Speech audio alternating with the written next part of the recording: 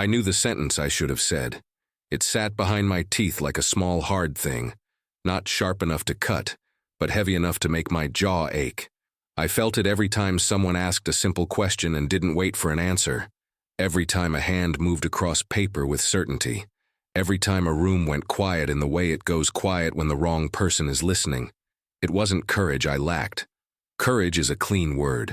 It suggests a single moment, a clean decision, a line you step over and never step back from. What I had was something smaller and uglier, a careful instinct, a survival reflex that dressed itself up as patience. I told myself there would be a better time. I told myself that what I saw was incomplete, that I didn't have the full picture, that other men, closer to the center, must have already noticed.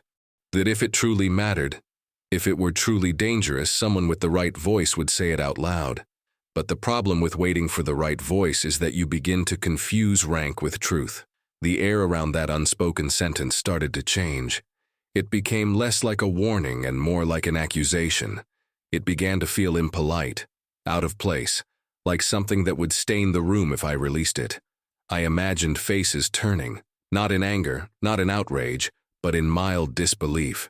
The look people give you when you break the rules of the room, when you speak a thought that was supposed to stay private. And then there was the other part, the part that kept its own ledger. If I spoke and I was wrong, I would be remembered for it. Not publicly, not with a trial or a speech, just quietly, in the way a name becomes heavier to say, in the way a man's future narrows without anyone admitting why, in the way doors don't open the same way twice. If I stayed silent and I was right, then at least I would keep what I had. My place, my safety, my invisibility, that was the bargain. That was the arithmetic. It didn't feel like betrayal when I first did it. It felt like discipline. I could hear the rhythm of the place in my head even when no one spoke. Steps. Paper. A chair shifted carefully so it wouldn't scrape. Breath held, then released. Little permissions granted by silence. I watched mouths move around the edges of what mattered. I watched men choose words that pleased the room instead of words that warned it. I watched certainty become contagious.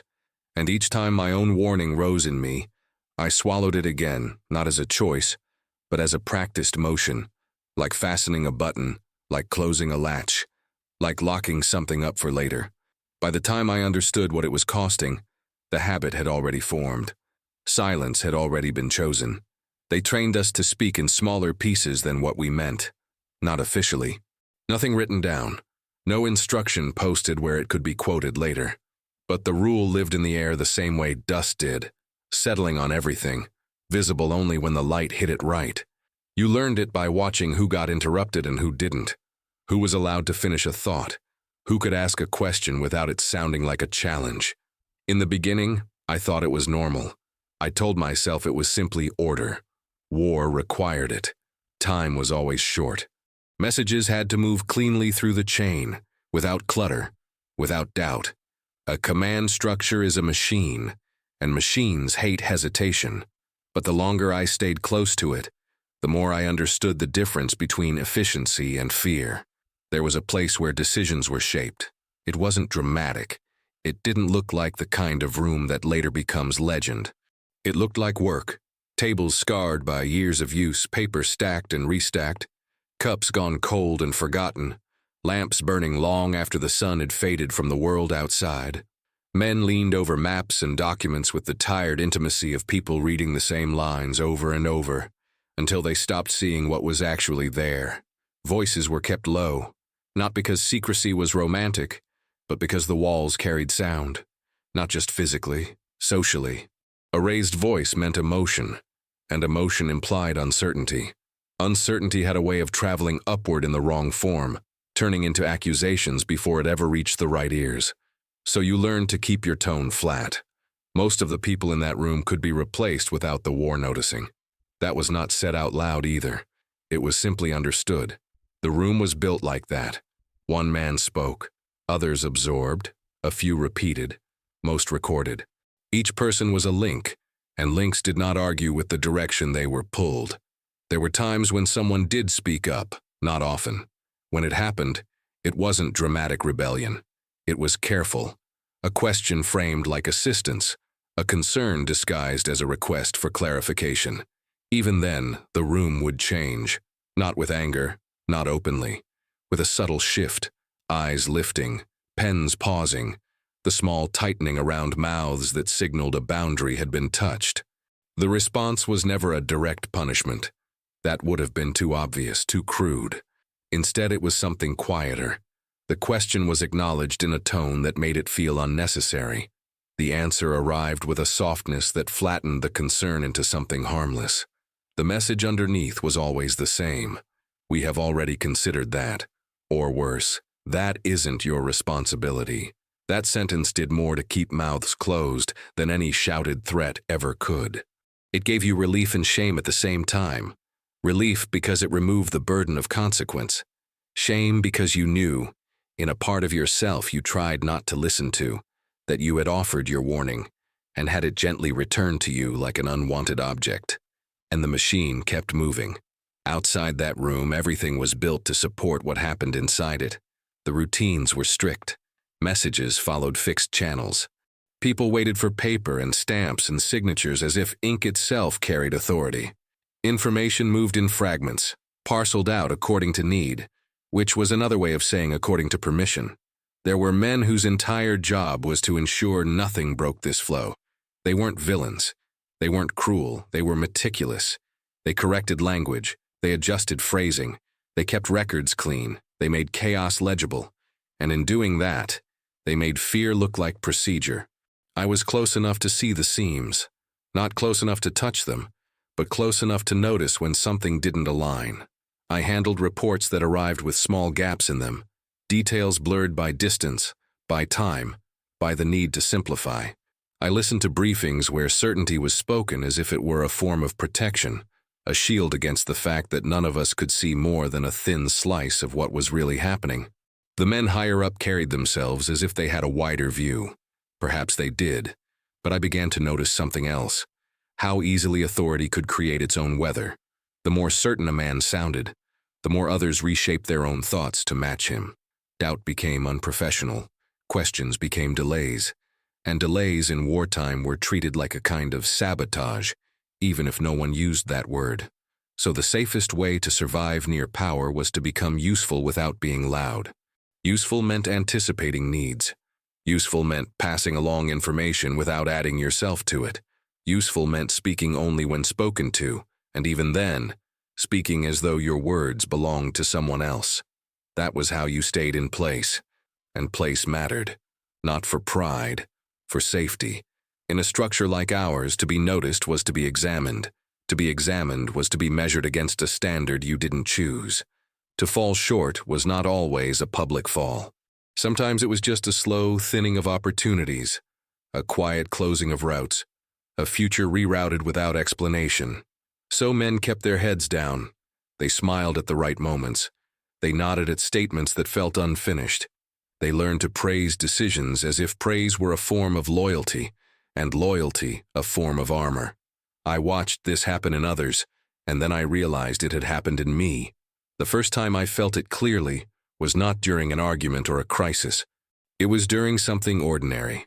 A document passed across the table. A simple instruction delivered in a calm voice. A line written as if it were just another part of the day's work. My eyes caught on it, not because it was dramatic, but because it was too clean, too sure, too final. I felt that old sentence rise again, the one I kept swallowing, and instead of speaking, I did what everyone did. I adjusted my face to match the room. I made myself smaller. I let the paper move onward, as if it were only paper. As if the chain of command was not already tightening around something fragile. As if the pressure in my chest was not a warning trying to become sound. As if silence was simply how things were done here. Once you learn how to stay quiet, your mind becomes very good at helping you do it. It starts offering explanations before you even ask for them. Calm ones, reasonable ones, thoughts that feel responsible rather than afraid. I told myself that hesitation was wisdom, that restraint was maturity, that reacting too quickly was a luxury for people who didn't understand the weight of consequence. I replayed the information I had again and again, turning it slightly each time, as if a different angle might soften what it implied. Maybe I was misreading it. Maybe I was connecting dots that weren't meant to be connected. In war, coincidence often masquerades as pattern. Everyone knows that. Everyone says it.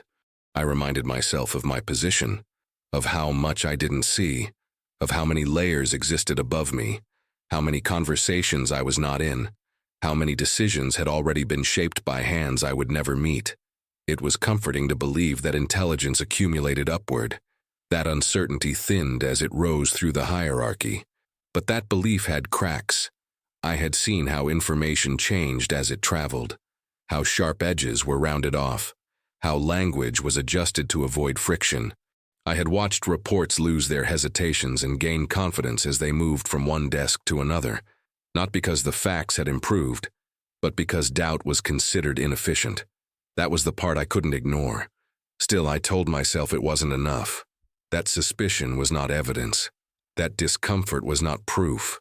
That if I spoke, I would need to speak clearly, and I wasn't sure I could. I imagined myself opening my mouth and hearing my own words come out thin, uncertain, easy to dismiss. There is a particular fear in knowing you might be right, but not being able to demonstrate it in the language authority respects. I rehearsed sentences in my head. Not speeches, just small interruptions, careful phrasing. There may be a complication. There's a detail worth reconsidering. I'm not certain this aligns with. Each one dissolved before it reached the end. Too vague, too timid, too easy to wave away. And then there were the consequences I imagined, not as catastrophes but as adjustments. A pause in the room, eyes turning toward me, not hostile, just assessing. The subtle recalibration of how I would be seen afterward. Not as a problem exactly, but as a variable. Someone who introduced friction. Someone whose presence required management. In a system built on momentum, even well-intentioned resistance feels like obstruction. I pictured the response. A nod. A measured reply. A reminder of scope. Perhaps a reassurance that my concern had already been addressed, though no details would be offered. The conversation would move on. My words would remain behind, hanging briefly in the air before being absorbed into the walls. And later nothing would be said about it. No reprimand, no argument. Just a slight change in where I was positioned, in which meetings I was invited to, in how often my input was requested. The punishment of such places is never dramatic. It is subtraction. I tried to tell myself that this fear was exaggerated, that I was projecting, that I was giving the room too much power over me. But the truth was simpler. I had seen it happen to others. Men who asked one question too many. Men whose names slowly stopped appearing on lists. Men who learned too late that being right did not protect you if you disrupted the order in which rightness was supposed to appear. And then there was the other voice. Quieter, less articulate, harder to dismiss. It didn't speak in arguments. It spoke in sensations. A tightening in my chest when certain phrases were used. A slight dizziness when assumptions were stated as facts. A sense of imbalance like standing on ground that looked solid but shifted under your weight. This voice didn't tell me what would happen. It told me what shouldn't. I felt it most strongly during moments of apparent calm. When the room relaxed, when jokes were made in low tones, when decisions were treated as settled. That was when the wrongness felt most pronounced. Not because anyone was panicking, but because no one was. Confidence can be persuasive. It can also be anesthetic. I watched faces as plans were discussed. Not searching for dissent, searching for relief. For signs that someone else had noticed what I had. For a pause that suggested reconsideration. But what I saw instead was acceptance. Shoulders easing. Pens moving faster. The collective comfort of believing the hard thinking had already been done. That comfort was contagious. I began to feel myself leaning toward it, even as another part of me resisted. I told myself that alignment was not cowardice, that cohesion mattered, that unity saved lives, that introducing doubt at the wrong moment could cause hesitation elsewhere, hesitation that could spread unpredictably. That was the most convincing argument of all, that silence was not neutral but protective. If I spoke and caused confusion, if I disrupted timing, if my warning delayed action, even slightly, then any negative outcome could be traced back to me. Not officially, not on paper, but in memory, in conversation, in the private accounting men keep of who can be trusted when decisions must be made quickly. I told myself that the risk of speaking was tangible, while the risk of staying silent was abstract. Abstract risks are easier to live with. They don't look at you. They don't change how people greet you. They don't sit across from you at a table and wait for you to justify yourself. And yet the abstract risk followed me. It followed me into moments of quiet, into the spaces between tasks, into sleep that came late and light. I would find myself replaying small details, insignificant on their own but unsettling in accumulation. A phrase that didn't match the data beneath it. A confidence that seemed rehearsed rather than earned. I would imagine the moment later, after everything had unfolded, when someone might say, "We didn't know," and I would feel a pressure behind my eyes, not grief, not yet, but anticipation of it. Still, I said nothing. I adjusted my thinking instead. I narrowed it. I focused on what was directly in front of me. I told myself that my role was execution, not evaluation, that responsibility belonged elsewhere, that carrying too much awareness was not a virtue. That was the most dangerous rationalization, though I didn't recognize it as such at the time. Because once you accept that awareness itself is optional, silence stops feeling like a decision. It becomes a condition, and in that condition, the moments when you might speak begin to pass faster. Opportunities arrive and leave without announcing themselves. You realize afterward that you were present at the edge of something critical, and that you let it move past you, because stopping it would have required stepping out of alignment. I could feel that alignment settling into me, not as agreement but as habit. The warning inside me didn't disappear. It simply learned how to wait, and with each delay it grew heavier, not because it was changing, but because I was carrying it alone. There were moments, brief, sharp, when I almost broke, when a word formed clearly enough that it felt possible to say it aloud, when my mouth opened slightly before I remembered where I was, who I was, what this place required. In those moments, fear didn't shout. It whispered, "Not yet, not like this, not you." And each time I listened, the silence did not come all at once. It deepened gradually, like water rising around something that doesn't know it's drowning yet. By the time the pressure became undeniable, the habit of restraint had already done its work. I was still thinking, still doubting, still aware. But the space where warning could turn into speech was shrinking, and I could feel it closing. The moment itself did not arrive with weight or ceremony.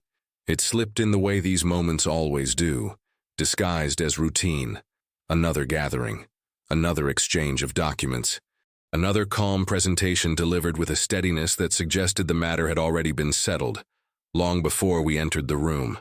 Nothing in the atmosphere announced that this was the last chance for anything to change. I remember the physical sensation before I remember the words. A tightening at the base of my throat, not panic, not dread. A simple resistance, like a door that didn't want to open. My hands were still, too still. I noticed how deliberately I kept them that way, as if motion alone might betray what my face was trying to conceal. The decision unfolded in measured language, carefully structured, clean. It was presented not as a choice, but as a continuation, an inevitable next step, shaped by prior agreements, constrained by timelines that were spoken of as if they were laws of nature rather than human constructs. As it was explained, I felt the warning inside me rise fully formed for the first time. It wasn't vague anymore. It wasn't a feeling or a suspicion. It was a clear understanding of how one assumption rested on another, how each certainty depended on something untested, how a single error, small on paper, could magnify once it left the room. I knew where the weakness was. I knew what would happen if it failed. And I knew, with an unpleasant clarity, that no one else was going to say it. The room was attentive, respectful. Faces turned toward the speaker with the expression of people who trusted what they were hearing, or who trusted the system that had produced it. There was no hostility, no arrogance, only confidence, which is more dangerous because it doesn't invite resistance.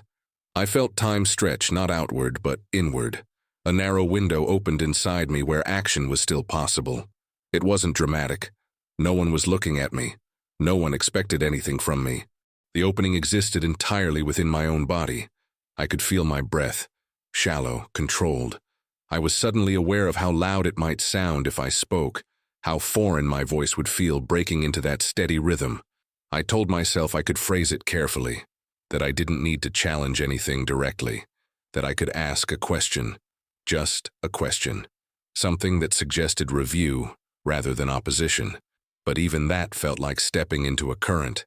The consequences aligned themselves in my mind without effort, not imagined disasters, realistic ones.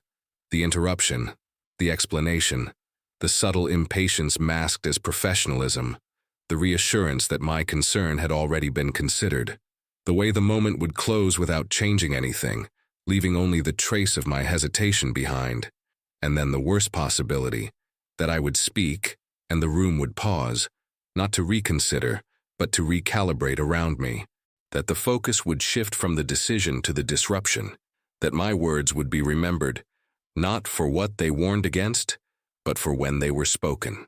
There is a particular kind of fear reserved for moments when you realize the system is functioning exactly as designed, and that design has no place for you to interfere. My mouth opened, just slightly, enough to let air in, not enough to let the sentence out. I felt my jaw tighten, not consciously, but decisively. Muscles acting before thought. Years of training, observation, and self-preservation collapsing into a single physical refusal. The speaker continued.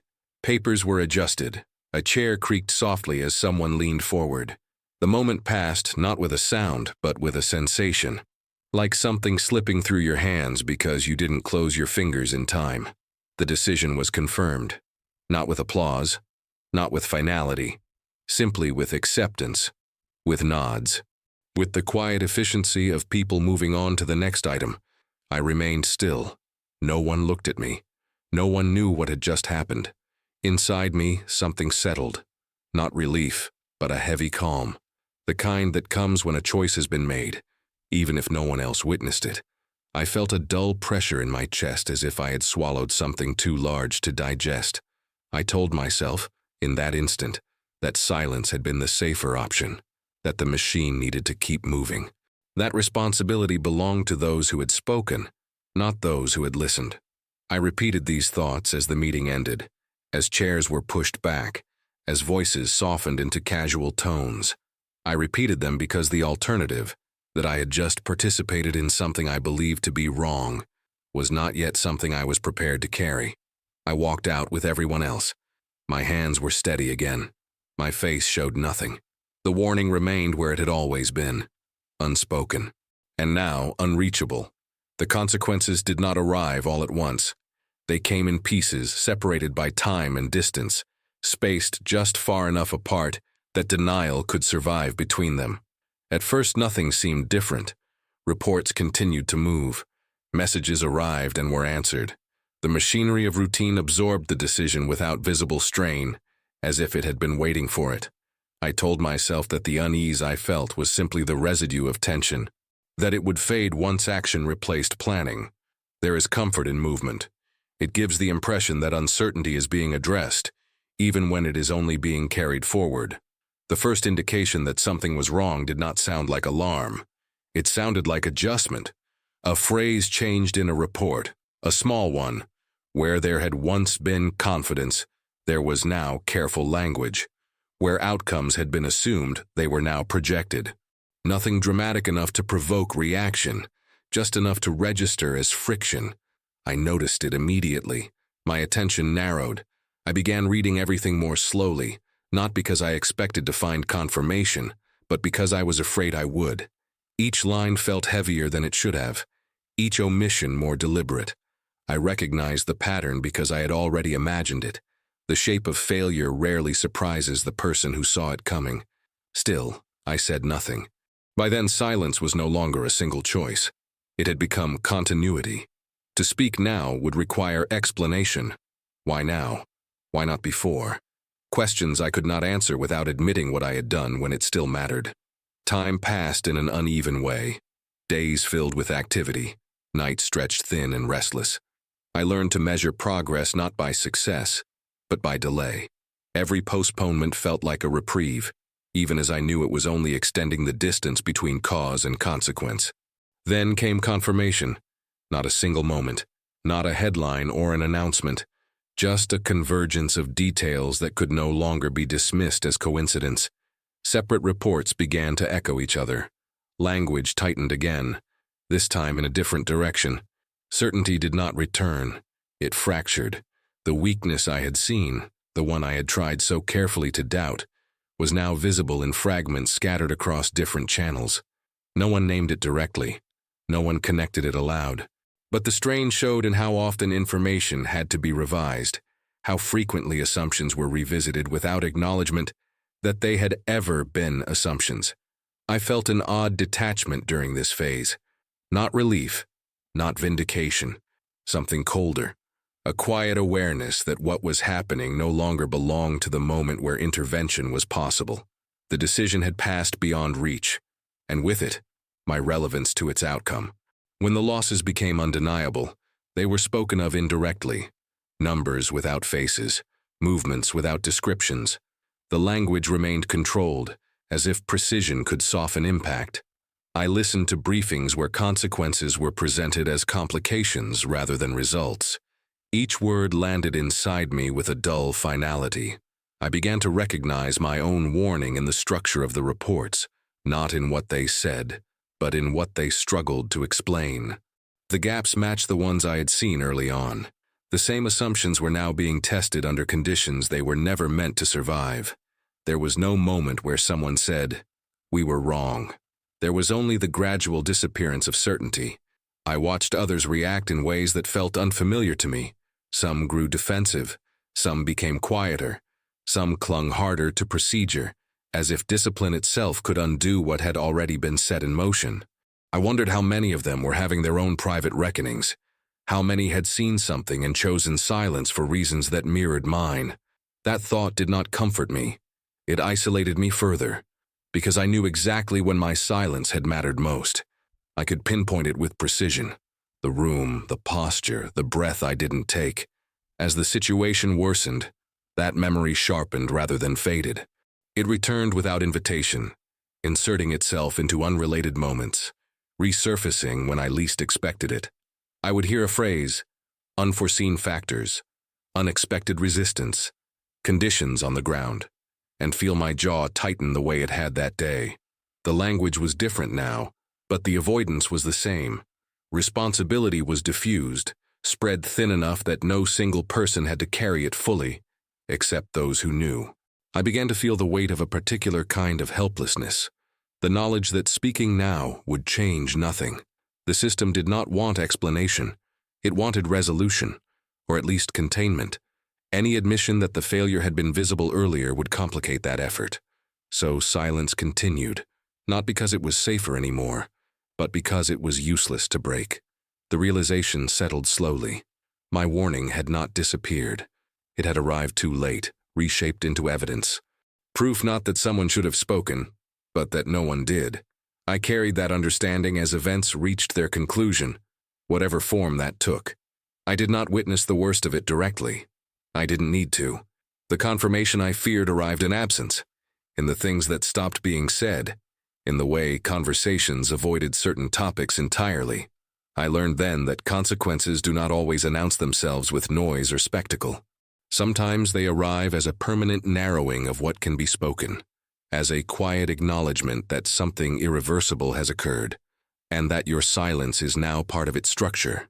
I understood, with a clarity that left no room for defense, that what I had chosen to protect myself from had already happened, and what I had failed to protect others from could not be undone.